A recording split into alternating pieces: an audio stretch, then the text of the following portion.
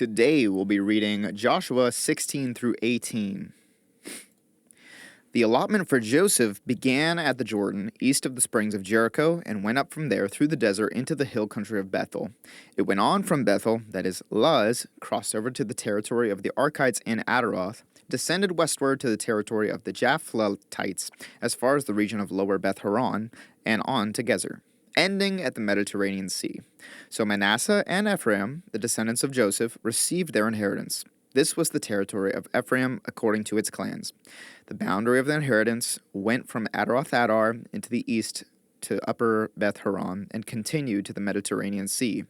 From Mikmethath on the north, it curved eastward toward Tanath Shiloh, passing by it to Genoa on the east. Then went down from Genoa to Ataroth and Nara, touched Jericho, and came out at the Jordan. From Tappuah, the border went west to the Kana ravine and ended at the Mediterranean Sea. This was the inheritance of the tribe of the Ephraimites according to its clans. It also included all the towns and their villages that were set aside for the Ephraimites within the inheritance of the Manassites. They did not dislodge the Canaanites living in Gezer. To this day, the Canaanites live among the people of Ephraim, but are required to do forced labor. This was the allotment for the tribe of Manasseh as Joseph's firstborn, that is, for Machir, Manasseh's firstborn.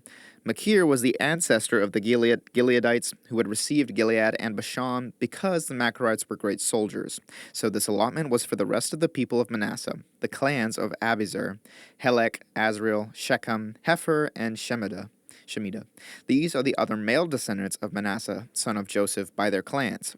Now Zelophehad, son of Hefer, the son of Gilead, the son of Machir, the son of Manasseh, had no sons but only daughters, whose names were Mahlah, Noah, Hoglah, Milcah, and Tirzah. They went to Eleazar the priest, Joshua son of Nun, and the leaders, and said, "The Lord commanded Moses to give us an inheritance among our relatives." So Joshua gave them an inheritance along with the brothers of their father, according to the Lord's command. Manasseh's share consisted of 10 tracts of land, besides Gilead and Bashan east of the Jordan, because the daughters of the tribe of Manasseh received an inheritance among the sons. The land of Gilead belonged to the rest of the descendants of Manasseh. The territory of Manasseh extended from Asher to Mikmethath, east of Shechem. The boundary ran southward from there to include the people living at En Tappuah. Manasseh had the land of Tappuah, but Tappuah itself on the boundary of Manasseh belonged to the Ephraimites. Then the boundary continued south to the Kana ravine. There were towns belonging to Ephraim lying among the towns of Manasseh, but the boundary of Manasseh was the northern side of the ravine and ended at the Mediterranean Sea. On the south, the land belonged to Ephraim on the north to Manasseh. The territory of Manasseh reached the Mediterranean Sea and bordered Asher on the north and Issachar on the east. Within Issachar and Asher, Manasseh also had Beth Shan, Ibleam, and the people of Dor, Endor, Tanakh, and Megiddo, together with their surrounding settlements. The third on the list is Naphoth. Yet the Manassites were not able to occupy these towns, for the Canaanites were determined to live in that region. However, when the Israelites grew stronger, they subjected the Canaanites to forced labor, but did not drive them out completely. The people of Joseph said to Joshua, "Why have you given us only one allotment and one portion for an inheritance? We are a numerous people, and the Lord has blessed us abundantly." "If you are so numerous," Joshua answered, "and if the hill country of Ephraim is too small for you, go up into the forest and clear land for yourselves there in the land of the Perizzites and Rephaites." The people of Joseph replied, "The hill country is not enough for us, and all the Canaanites who live in the plain have chariots fitted with iron, both those in Beth-shan and its settlements, and those in the valley of Jezreel." But Joshua said to the tribes of Joseph, to Ephraim and Manasseh, "You are numerous and very powerful. You will have not only one allotment, but the forested hill country as well. Clear it, and its farthest limits will be yours. Though the Canaanites have chariots fitted with iron, and though they are strong, you can drive them out." The whole assembly of the Israelites gathered at Shiloh and set up the tent of meeting there.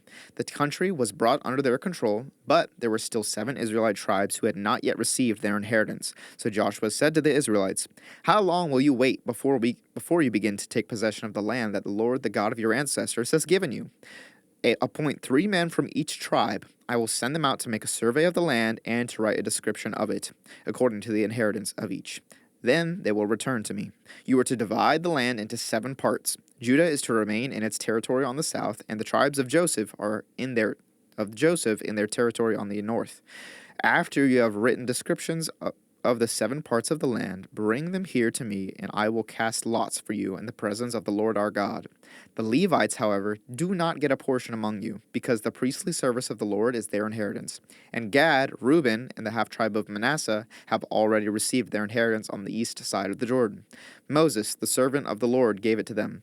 As the men started on their way to map out the land, Joshua instructed them, "Go and make a survey of the land and write a description of it.